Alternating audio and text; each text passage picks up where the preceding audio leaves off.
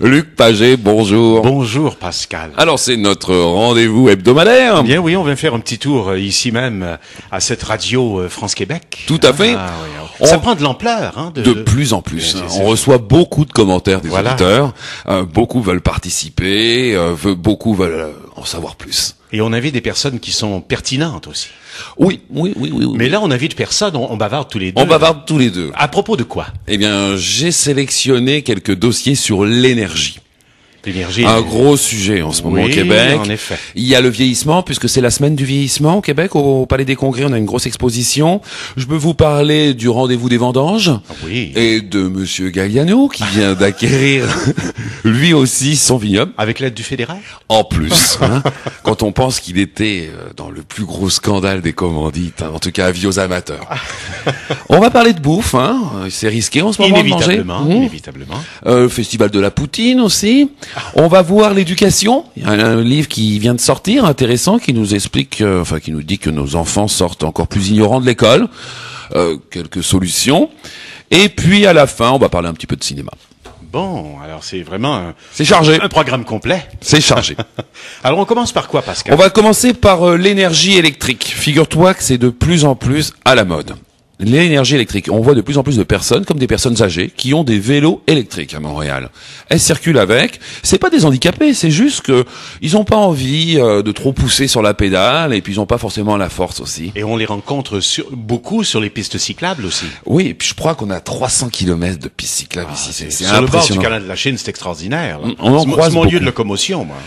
Alors, avis aux amateurs, il y a un bon business dans les vélos électriques. Ça se détaille entre 800 et 1600 $. Et moi, ce que je trouve qui est intéressant, c'est que on ne tue personne avec des affaires électriques. Et on ne l'entend pas. On ne l'entend pas du tout, c'est pas bruyant, parce qu'il y a d'autres énergies qui nous sont proposées, comme, pour ne citer que l'éthanol.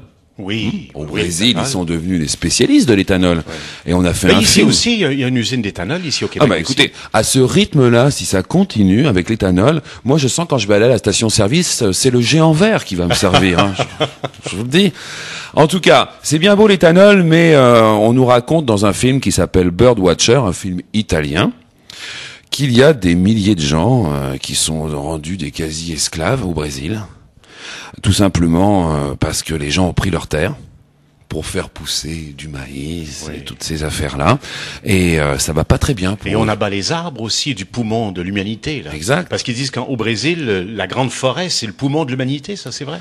De la terre. C'est vrai. Donc c'est extrêmement grave. Je vous invite à aller voir ce film, un film italien qui s'appelle Birdwatcher.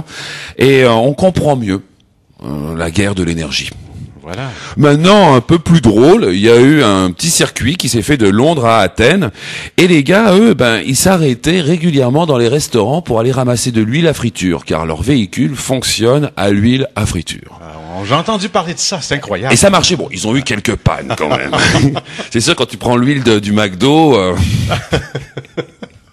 Ça peut être drôle. Donc ça fonctionne bien cette énergie-là. Il paraît qu'on peut adapter tous les véhicules avec de l'huile à friture. Alors, et puis des bars, il y en a plein à Montréal. On fait ses frites et puis le lendemain on part avec son auto. Exactement, c'est le fun. C'est le fun comme l'émission. Moi je trouve que c'est bien. C'est une belle mission marcher avec de l'huile à friture. Alors ça c'était pour l'énergie. Maintenant, vous savez que c'est la semaine du vieillissement. On a un gros congrès qui a lieu. Et on nous explique qu'en fait, qu'en 2050, figurez-vous qu'il y aura pratiquement plus de personnes âgées que d'enfants.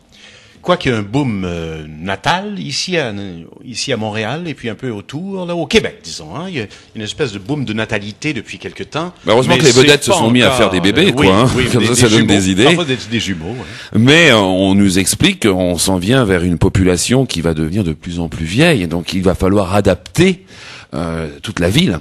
Et puis c'est pas en continuant comme ça qu'ils vont garder les vieux en ville.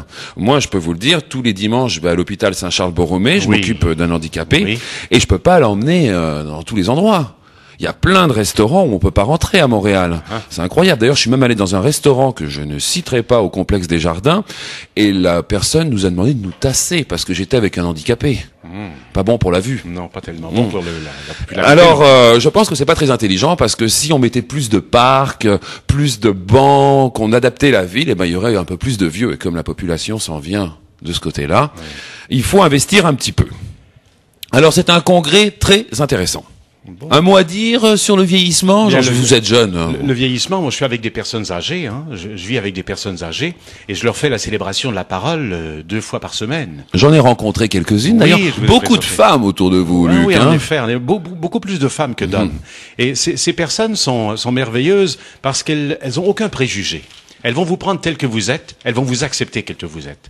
Alors c'est ce qui fait un grand avantage aux personnes qui s'adressent à ces personnes et on en prend soin un peu davantage parce que souvent il y a la mémoire qui flanche, hein, souvent la mémoire flanche et puis on se souvient pas exactement de l'heure de la célébration. Alors on va frapper à leur porte. Eh madame, c'est aujourd'hui la célébration de la parole. Ah oui, oh, alors j'y vais. D'accord. C'est des amis, hein. Elles deviennent rapidement des amis et ils deviennent la même chose. Ah j'ai vu, ils sont très sympathiques. Et avec ils ont des bicyclettes électriques.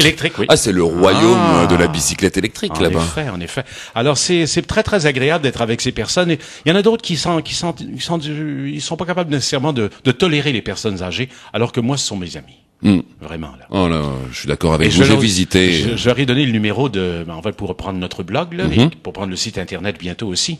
Et elles écoutent l'émission. Ah d'accord. Alors on les salue sincèrement. Ah j'ai vu, il y avait quoi, une quinzaine de vélos électriques là-bas. Oui. On peut dire que les vélos électriques se sont abattus comme une pluie de Viagra sur une maison de retraite. Hein, là-bas. En effet. Oui. Bon, maintenant passons à Monsieur Alfonso Galliano. Mais c'est quoi cette histoire? On l'avait perdu dans la brume depuis quelque temps. On l'avait envoyé au Danemark. Qu'est-ce qu'il fait? Au Danemark. Quand il s'est fait choper dans cette histoire de commandite, là, on l'a vite envoyé ambassadeur au Danemark. Il est revenu. Et puis tout à l'heure de bien aller. On n'en a pas entendu parler. Non. Par contre, je peux vous dire que le gouvernement lui a donné de l'argent, enfin lui a donné prêté de l'argent, c'est quand même impressionnant. Je sais pas si c'est le gouvernement exactement, c'est la financière agricole du Canada. Ah, ça a certainement des ramifications gouvernementales. Et ce qu'ils disent, c'est que qui que vous soyez, ils peuvent vous prêter de l'argent. C'est pas parce que vous avez été dans un scandale politique qu'on ne va pas vous prêter d'argent. Moi, je décide de m'ouvrir, comme on dit, un vignoble, et puis on va me prêter de l'argent. Tout à fait. Bon. Donc, vous savez quoi faire. Moi, dès que je sors, le vignoble Fernand et Pagé, pourquoi pas. J'ai vu à la télé un type avec qui ressemblait à Galliano, beaucoup plus mince, hein, avec un chapeau de paille sur la tête. Je sais pas Galliano, ça. Non. Il va avoir sa propre cuvée, hein, la cuvée Galliano. C'est la cuvée qu'il vous faut, en tout cas. C'est ça. On va aller voir ça. On goûtera ça. Et plus proche de nous, c'est le rendez-vous gastronomique, mais surtout la fête des vendanges à Magog Orford. Et quand est-ce que ça commence, les vendanges? Alors les vendanges, ça va commencer le 20 septembre au Québec, si le soleil le permet. Hein. Mais c'est prévu pour le 20. C'est bon là qu'il fasse chaud comme ça. Est-ce que c'est bon qu'il fasse chaud comme ça? Ah oui, il faut. C'est important. C'est important. Hein. Il faut que le raisin soit fantastique pour être cueilli. Vous avez une connaissance particulièrement que je n'ai pas des vins. Disons que nous avons quelques notions. Oui. Et est-ce qu'en France, ça commence au même? Ils sont en France. Ils sont déjà en vendange. Dans le sud de la France, j'ai parlé ce matin avec des gens qui sont déjà en vendange. Alors ça chôme pas. Hein.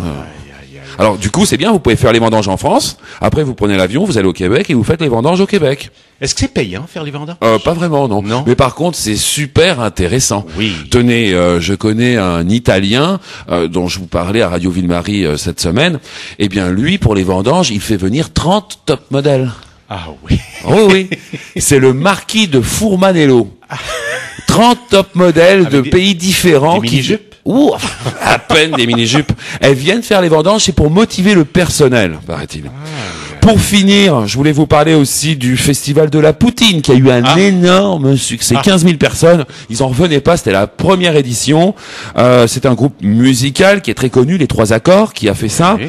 Et le problème, c'est que tout le monde est venu en même temps, donc c'était un peu de jamais à l'entrée. Ça a bien marché. Je vais vous raconter une anecdote. J'étais à Québec, et puis je faisais de la publicité pour la poutine, mais je n'avais jamais mangé de poutine. Et ils ont dit, mettez-en pas trop, là. Dites pas que vous aimez tant ça. Parce que je faisais l'allure, que c'est bon, c'est merveilleux. Eh bien, la semaine prochaine, nous mangerons la poutine au homard. Si vous le voulez. Ça c'est bon. À bientôt. À bientôt, Pascal.